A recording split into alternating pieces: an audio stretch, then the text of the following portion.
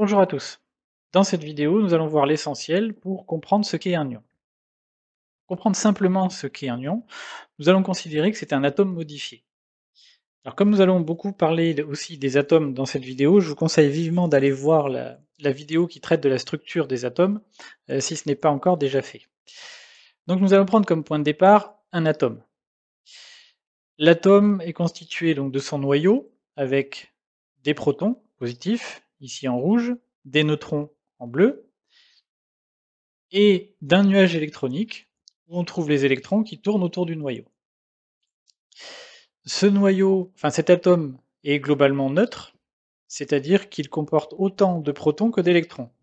C'est-à-dire qu'une charge plus est neutralisée par une charge moins, comme si on faisait plus 1 moins 1 égale 0. Donc un atome possède autant de protons que d'électrons. On avait dit que ça constituait une sorte de définition de la structure d'un atome, le fait qu'il doit avoir autant de protons que d'électrons. Mais on peut se poser la question de savoir que si cette règle n'est pas suivie, qu'est-ce qui se passe? Alors imaginons qu'on enlève un électron à cet atome. On se retrouve avec la structure suivante. Nous avons 3 protons dans le noyau et nous avons 2 électrons dans le nuage électronique. On se rend compte qu'il y a une charge plus, donc un proton qui n'est pas neutralisé. Là on a plus 1, moins 1, 0, plus 1, moins 1, 0, et il reste un plus ici. Donc on se retrouve avec une entité qui est chargée positivement. Eh bien ça, on l'appellera un ion positif, que l'on peut aussi appeler un cation. Donc, quand il n'y a plus l'équilibre entre le nombre de protons et le nombre d'électrons, on va former ce que l'on appelle un ion. Donc c'est bien un atome qu'on a modifié. On peut prendre comme point de départ l'atome, on le modifie et on obtient un ion.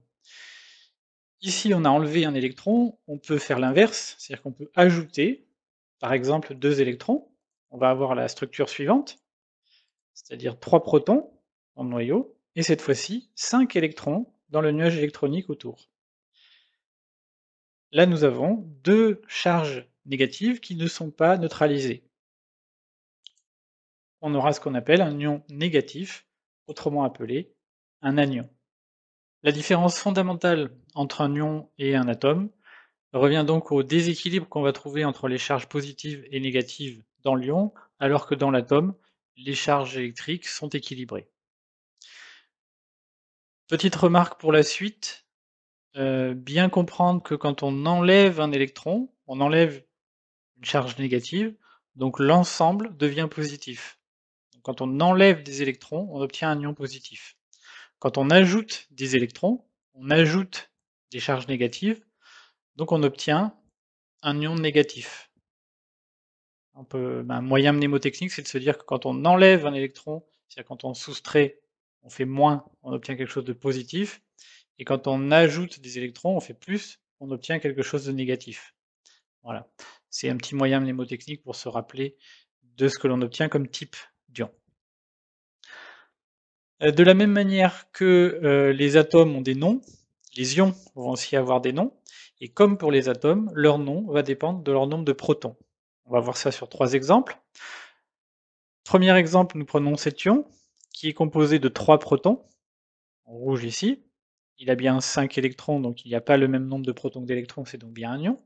Et pour trouver son nom, eh bien on compte le nombre de protons. Donc 3 protons, on regarde dans la classification périodique. On avait vu dans la vidéo sur la structure de l'atome que la classification périodique répertorie tous les atomes par ordre croissant de leur nombre de protons, de gauche à droite et de haut en bas. Donc l'hydrogène 1 proton, 2 protons, on change de ligne, 3 protons. Le nom c'est donc lithium. Comme c'est un ion, le nom complet va donc être l'ion lithium. Deuxième exemple, pour trouver son nom, on compte son nombre de protons. Donc rouge, 1, 2, 3, 4, 5, 6, 7, 8, 9, 10, 11. 11 protons. On cherche dans la classification périodique. Ici, on était à 3, 4, 5, 6, 7, 8, 9, 10, 11. Symbole Na, c'est le sodium. Nous avons donc ici l'ion sodium. Et un dernier exemple, un ion tout simple, le plus simple qu'on puisse construire, c'est un proton tout seul. Un proton, dans la classification, c'est l'hydrogène. On a donc ici un proton, l'ion hydrogène. La construction du nom de l'ion est finalement très simple. On cherche le nom qui correspond au nombre de protons et on rajoute ion devant. Ion lithium, ion sodium, ion hydrogène, etc. Donc voilà comment on trouve le nom d'un ion. Comme nous l'avons dit précédemment, la principale différence entre un atome et un ion, c'est qu'un atome est neutre, autant de protons que d'électrons, alors que l'ion n'a pas le même nombre de protons que d'électrons. Eh bien, la différence entre le nombre de protons et le nombre d'électrons va s'appeler la charge électrique de l'ion. Alors, on va voir comment on calcule, comment on trouve la charge électrique d'un ion. Alors pour ça, nous allons prendre un atome de carbone, 6 protons, 6 neutrons, enfin 7 neutrons, 6 électrons, et nous allons représenter à droite ce qu'on appelle le bilan électrique, c'est-à-dire qu'on va compter le nombre de plus et le nombre de moins, c'est-à-dire le nombre de protons et le nombre d'électrons. Il y en a le même nombre ici, 6 de chaque, et le bilan électrique, ça fait 0, c'est-à-dire que chaque plus est annulé par un moins. Plus 1, moins 1, 0. Si on ajoute un électron, il y a un électron qui est tout seul. Le bilan électrique devient moins 1. Et ce qu'on va appeler la charge électrique va se noter 1 moins, en sens inverse. On ajoute un deuxième électron. Il y a 2 charges négatives, bilan électrique moins 2, charge électrique de moins. Et ainsi de suite. En ajoutant un troisième électron, le bilan électrique devient moins 3, et la charge électrique va se noter 3 moins. Maintenant, si on fait en sens inverse, c'est-à-dire au lieu d'ajouter un électron, on retire un électron, eh bien, ce qui va être en excès maintenant, ce qui ne va plus être annulé, c'est un proton. De même, quand on enlève un deuxième électron, nous allons nous retrouver avec 2 protons qui ne sont pas annulés. Le bilan électrique va donc être plus 2. Et la charge électrique va se noter 2 plus. On remarque, donc là, comme je l'ai dit tout à l'heure, la charge électrique, on inverse l'ordre des symboles du bilan électrique. Donc ça, c'est pour comprendre d'où vient la charge électrique d'un ion et comment la trouver. Donc juste en comprenant ce qui se passe, on peut aussi tout simplement la calculer directement à l'aide d'une petite formule qui est la suivante, c'est que la charge électrique, c'est égal au nombre de protons moins le nombre d'électrons. C'est-à-dire vous prenez votre ion, vous regardez son nombre de protons, son nombre d'électrons, vous faites le calcul et vous trouvez sa charge électrique. C'est-à-dire que si on prend l'exemple qu'on a ici, 6 protons pour le carbone, et qu'on prend l'atome, qui donc a 6 électrons. Dans l'atome, il y a autant d'électrons que de protons. Sa charge électrique sera 0. C'est normal, un atome est neutre. Si maintenant je prends le même noyau, 6 protons, et que je rajoute un électron, on arrive à 7. 6 moins 7, ça fait moins 1. La charge électrique sera donc 1 moins. Toujours avec le même noyau, je mets maintenant 2 électrons en plus. 6 moins 8, ça va faire moins 2. Donc la charge électrique sera 2 moins. On poursuit l'exemple, toujours avec le même noyau, mais cette fois-ci, on va enlever des électrons au lieu d'en rajouter, ce qui fait qu'en partant de 6, si on enlève un électron, on va se retrouver à 5. 6 moins 5, ça fait 1. C'est-à-dire sous-entendu, plus 1, le nombre positif. Donc la charge électrique sera 1 plus. De même, si on enlevait 3 électrons, 6 moins 3, ça fait 3, c'est-à-dire plus 3, la charge électrique devient 3 plus. Voilà, donc pour trouver la charge électrique, vous avez 2 moyens. Soit vous avez compris ce qui se passe, et vous faites, d'après la situation, vous pouvez trouver directement la charge électrique. C'est-à-dire que vous regardez tout simplement ce qui est en excès. S'il y a des protons en excès, comme sur la situation qui est là, la charge électrique sera positive et vous regardez combien il y a de protons en excès.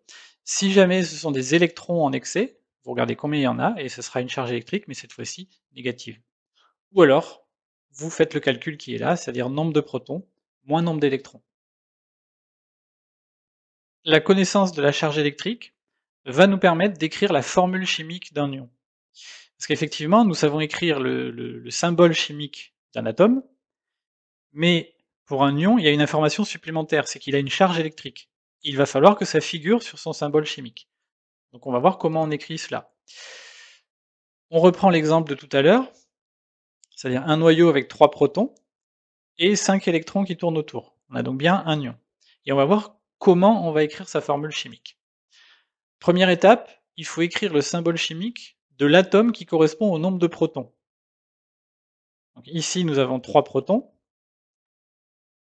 On regarde dans la classification périodique, 3 protons, c'est le lithium. Donc le symbole chimique que nous allons écrire, c'est Li. Ça, ce sera la base de la formule chimique. Maintenant, il va falloir calculer la charge électrique. On a dit la charge électrique, on regarde ce qui est en excès. Nous avons 3 protons, 5 électrons. Il y a donc 2 électrons en excès. La charge électrique, ça va être normalement 2 moins. Donc on peut aussi faire le calcul comme on a dit tout à l'heure. 5 électrons, 3 protons. Si on fait nombre de protons moins nombre d'électrons, 3 moins 5, ça fait moins 2. La charge électrique, c'est donc 2 moins. Et ce qu'il va falloir faire, c'est écrire cette charge électrique en exposant, c'est-à-dire en petit en haut à droite du symbole chimique. Voilà. Et là, nous avons écrit la formule chimique de l'ion qui est ici. Donc, tout simplement, on prend le symbole donné par le nombre de protons dans le noyau et on écrit en exposant la charge électrique. Cette formule chimique, nous l'avons écrite pour un ion monoatomique, c'est-à-dire que sa base, c'était un seul atome. Maintenant, il existe ce qu'on appelle des ions polyatomiques, c'est-à-dire qu'ils ont plusieurs atomes. On prend ici par exemple l'exemple de l'ion sulfate. Nous avons ici SO4 2-. On voit que c'est un ion parce qu'il a une charge électrique. Il a 2 électrons en excès. Mais il n'a pas un seul atome, il a un atome de soufre et 4 atomes d'oxygène. On le voit ici, soufre en jaune et les 4 atomes d'oxygène. C'est en fait cet ensemble d'atomes qui a 2 électrons en excès. Et on ne sait pas exactement où sont ces 2 électrons. Ils sont plutôt sur les atomes d'oxygène, mais à quel endroit exactement, on ne sait pas. On sait juste que cet ensemble-là a 2 électrons en excès. Donc là, nous avons un ion polyatomique. Il y en a d'autres. L'ion ammonium, qui cette fois-ci est un ion positif. Il a donc un proton en excès, et c'est bien un ion polyatomique puisqu'il a un atome d'azote, 4 atomes d'hydrogène. Vous voyez ici. Et la charge positive, c'est pareil, elle est répartie sur l'ensemble des atomes, on ne sait pas où exactement, il n'y a pas un endroit précis. Encore un exemple, l'ion hydroxyde, HO, donc 2 atomes, et un ion négatif, il a un électron en excès, qui a priori cette fois-ci est plus sur l'atome d'oxygène, mais pas précisément localisé. Et un dernier ion polyatomique, qui celui-là est intéressant parce qu'il y a vraiment beaucoup d'atomes. C'est tout simplement un ion, l'ion stéarate, qui est dans la composition de certains savons. Là, nous avons plein d'atomes, et il a une charge négative. C'est donc bien un ion. Et cette charge négative, elle est a priori plutôt sur ce côté-là, mais où exactement, c'est pareil, elle n'est pas parfaitement localisée. Donc il faut savoir qu'on peut rencontrer ce qu'on appelle des ions polyatomiques. Nous avons vu comment écrire la formule chimique d'un ion, nous allons maintenant voir comment tirer le maximum d'informations de cette formule. Car effectivement, la formule chimique d'un ion nous renseigne, nous donne toutes les informations nécessaires sur sa structure pour le construire ou pour le schématiser. On va le voir sur 2 exemples. Si nous avons la formule chimique suivante, Zn2+, nous allons essayer de voir toutes les informations qu'on peut tirer de cela. Tout d'abord, nous voyons le symbole chimique Zn. Ce symbole chimique, si on regarde dans la classification périodique des éléments, que l'on cherche le symbole Zn, il est ici. Alors là, on voit pas grand-chose. Voilà, il est ici. Ça nous apprend que le symbole chimique Zn fait référence à l'atome de zinc et qu'il a 30 protons. Hein, la classification périodique des éléments répertorie tous les atomes par ordre de protons croissant, de nombre de protons croissant. Donc le 30 ici, c'est le nombre de protons de l'atome de zinc. Donc notre ion ici contient 30 protons, et on peut déjà donner son nom, ce sera l'ion zinc. Maintenant, la charge électrique va nous donner d'autres informations, c'est-à-dire que il a 30 protons, donc il a 30 charges positives. La charge électrique 2+, nous indique qu'il a 2 protons en excès, en trop, qui ne s'annulent pas avec les électrons. Donc s'il a 30 protons, pour qu'il y en ait 2 qui ne soient pas annulés, il va falloir qu'il ait 28 électrons. Là, les protons-électrons vont s'annuler 2 à 2. Il va en rester 2 qui ne seront pas annulés, ce qui va nous donner la charge électrique de plus.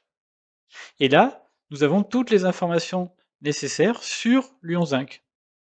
Nous connaissons son nombre de protons, son nom, d'après le symbole, et son nombre d'électrons. Je rappelle que le nombre de neutrons, au collège, on ne s'en préoccupe pas, on sait qu'ils sont là, on en met à peu près le même nombre que de protons. Donc voilà, nous avons tiré le maximum d'informations de cette formule chimique. On va confirmer tout ça sur un deuxième exemple. Formule chimique Cl-.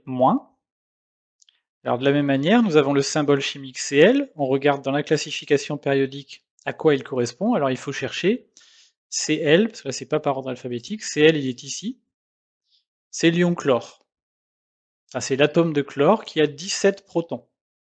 C'est ce que nous donne la classification périodique. Donc chlore, 17 protons. Ça veut dire que cet ion va avoir dans son noyau 17 protons, et son nom, ce sera l'ion chlore. 17 protons, ça veut dire 17 charges positives, et la charge électrique moins ici nous dit qu'il a un électron en excès. Donc tous les protons-électrons vont s'annuler 2 à 2, sauf un électron, ici, qui va nous donner justement cette charge négative. Donc, pour qu'il ait un électron en excès par rapport au nombre de protons, ça veut dire qu'il va falloir qu'il en ait 18. Et ainsi, nous avons encore trouvé toutes les informations que l'on pouvait avoir sur l'ion de formule chimique Cl-. Donc vous comprenez que cette formule chimique, il est essentiel de savoir l'écrire, parce qu'effectivement, elle résume toutes les caractéristiques de l'ion. Toutes les caractéristiques de sa structure, nombre de protons, nombre d'électrons, et son nom. Voilà, donc c'est quelque chose d'essentiel à savoir faire. Et pour terminer sur les ions, nous allons essayer de voir où on peut trouver ces ions. Parce qu'on en parle, mais où est-ce qu'on les trouve? On les trouve dans des endroits très très communs, finalement. Par exemple, le sel. Le sel de cuisine, ce sont des ions sodium, Na+, et des ions chlorure, Cl-. C'est pour ça que le nom chimique du sel de cuisine, c'est le chlorure de sodium. C'est un ensemble d'ions Na+ et d'ions Cl- qui sont reliés sous forme de cristaux. Nous avons aussi le savon, des ions Na+, et les ions, alors le R, ça représente une chaîne carbonée de carbone et d'hydrogène, et un électron supplémentaire ici. Nous en trouvons dans ce qu'on appelle la lessive de soude, qui entre dans la composition de certains déboucheurs de tuyaux, par exemple, Na+ et HO-, l'ion sodium, l'ion hydroxyde. L'acide chlorhydrique, qui sert souvent de détartrant, les ions hydrogène H+, et les ions chlorure Cl-. Le bicarbonate de sodium, qui est aussi constitué d'ions. Dans les eaux minérales, justement, tout ce qu'on appelle les minéraux, les sels minéraux, ce sont des ions. Vous voyez ici la composition d'une eau minérale. Calcium, magnésium, potassium, sodium, tout ça, ce sont des ions. C'est-à-dire qu'il n'y a pas marqué ion devant, mais c'est sous-entendu. D'ailleurs, nous avons leur formule ici. Ion calcium, Ca2+, magnésium, Mg2+, les ions sulfate, bicarbonate, etc. Donc, tout ce qu'on appelle les sels minéraux, ce sont des ions. Donc ce sont par exemple des éléments essentiels pour le fonctionnement de notre corps. Et alors comment on obtient ces ions? Alors soit on les trouve à l'état naturel, mais on peut aussi les fabriquer. Alors on va survoler ça rapidement, mais déjà juste par frottement. C'est-à-dire quand on frotte deux matières, certaines matières vont arracher les électrons à d'autres matières. On va ainsi créer des matières qui ont perdu des électrons et des matières qui ont gagné des électrons. L'électricité statique va fabriquer finalement des ions. Et puis on verra, donc ça c'est au programme de troisième du collège, que l'action d'un acide sur un métal, quand on verse un acide, par exemple l'acide chlorhydrique sur un métal, nous allons fabriquer des ions, les ions du métal concerné. Les ions sont donc quelque chose de très commun. D'ailleurs, on dit souvent que la matière est constituée d'atomes, ce n'est pas tout à fait vrai. Certaines matières sont bien constituées d'atomes, le carbone, l'oxygène, le fer, le cuivre, etc., ceux du tableau périodique. D'autres matières, l'entité fondamentale qui les représente, ça va être les molécules, comme l'eau par exemple, avec la molécule H2O. Et nous venons de voir ici qu'il y a d'autres matières où l'entité fondamentale, ça va être les ions. Donc il n'y a pas que les atomes. Voilà, vous avez l'essentiel de ce qu'il faut savoir sur les ions, c'est-à-dire que, à la différence des atomes, ils n'ont pas le même nombre de protons que d'électrons. Il faut savoir trouver leur nom à partir du nombre de protons qu'on trouve dans leur noyau et à l'aide de la classification périodique. Il faut savoir calculer leur charge électrique et à partir de tout cela, il faut savoir écrire leur formule chimique. Et j'ajouterais qu'il faut aussi savoir, à partir de la formule chimique, retrouver la composition d'un ion, c'est-à-dire combien il a de protons, combien il a d'électrons et comment il s'appelle.